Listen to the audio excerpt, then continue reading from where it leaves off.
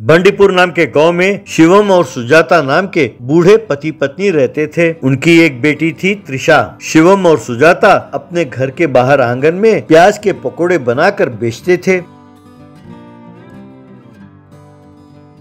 लोग आकर उस बरामदे में रखे बेंच पर बैठते और गर्मा गर्म पकोड़े बड़े मजे से खाते। क्योंकि उनके पकोड़े बहुत स्वादिष्ट होते थे तो ज्यादा संख्या में लोग आकर पकोड़े खाते थे। वे तीनों भगवान के श्रद्धालु थे। वे तीनों हर रोज पूजा पाठ करते थे, साधुओं को अन्नदान करते थे और कोई गरीब होता तो वो उनकी मदद करते।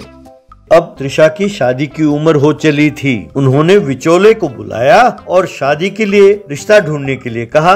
एक दिन लड़की देखने के लिए कुछ लोग आए। लड़के की माँ, देखिए हमारा बेटा अमेरिका में नौकरी करता है, वो लाखों में कमाता है। लड़की को खाना बनाना आना चाहिए और घर के काम भी करने चाहिए। अगर आप 25 लाख रुपए दहेज में देने के लिए तैयार है तो हम भी तैयार है। तब त्रिशा की माँ, हमारी बेटी को ये सब कुछ आता है लेकिन हम इतना दहेज नहीं दे सकते, आप थोड़ा कम कर दीजिए, हमारे पास सिर्फ 10 लाख रुपए हैं। तब वो औरत, क्या सिर्फ 10 लाख रुपए हैं? अरे बिचौलिया जी ये क्या हो रहा है? ये क्या शादी में तोल मोल कर रहे हैं?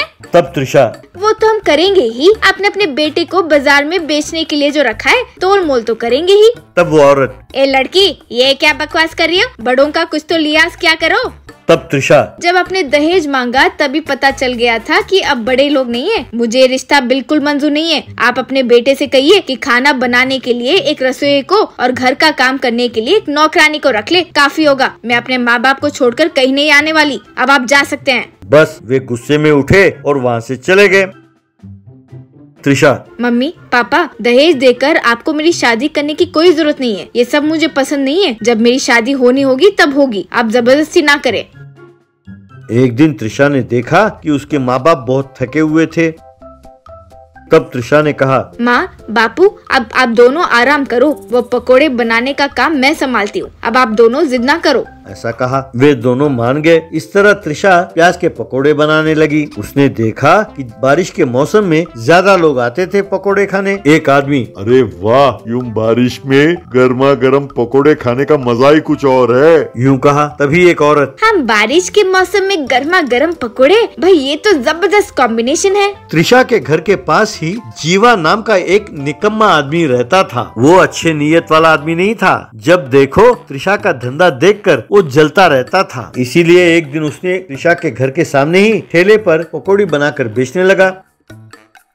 उसने दाम भी कम रखा था, इसीलिए लोग उसके पास जाकर पकौड़े खाने लगे। इस तरह त्रिशा के पास ग्राहकों का आना कम हो गया। वो बहुत दुखी होने लगी। एक दिन एक स्वामी जी उनके घर के पास आए। त्रिशा के पिताजी ने उनकी खूब सेवा की और बढ़िया सा भोजन कराया। वो जाते जाते त्रिशा से, त्रिशा बेटी जरा यहाँ आना तो, यूं बुलाया। त्रिशा उनके पास गई। स्वामी जी, बेटे तुम्हारे आंखों में कुछ चिंता दिखाई दे रही है, तुम मुझे बताओ कि तुम्हारी समस्या क्या है, हो सकता है मैं तुम्हारी समस्या दूर कर दूं।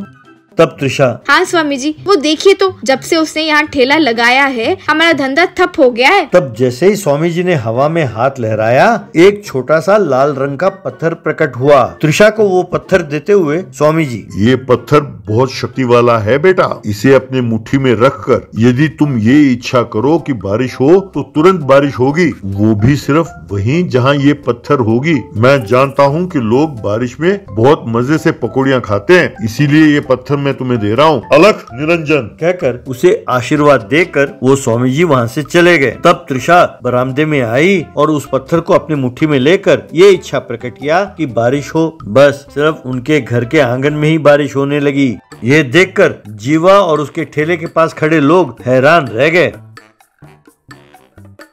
एक आदमी, अरे यार बारिश में पकौड़ी खाने का मजा ही कुछ और है, चलो वहाँ जाकर खाते हैं पकौड़ी। यूं सब लोग त्रिशा के पास आने लगे। ये देखकर जीवा को बहुत गुस्सा आया। तो इस तरह जब भी त्रिशा अपने मुट्ठी में उस पत्थर को लेकर बारिश होने की इच्छा प्रकट करती तो वहाँ बारिश होती और सब लोग वहाँ आकर पकौड़े खाते। इस तरह वो खूब पैसे कमाने लगी।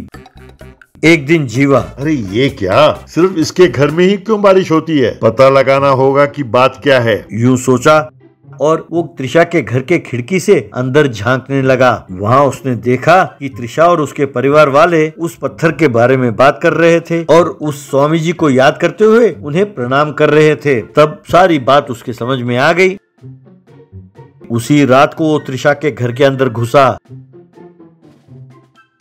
और उस पत्थर को चुरा लिया। वो भी अपने घर के बरामदे में ही ठेले को लगाया और उस पत्थर को अपनी मुट्ठी में लेकर बारिश की इच्छा प्रकट की। लेकिन बारिश होने के बजाय पर ऊपर से उसके सर पर जहरीले सांप और बिच्छुओं की बारिश होने लगी और वे सब उसे डस रहे थे और वो हाय रे बाप रे कहकर चिल्लाने लगा। तब वो पत्थर उसकी मुट्ठी से गायब होकर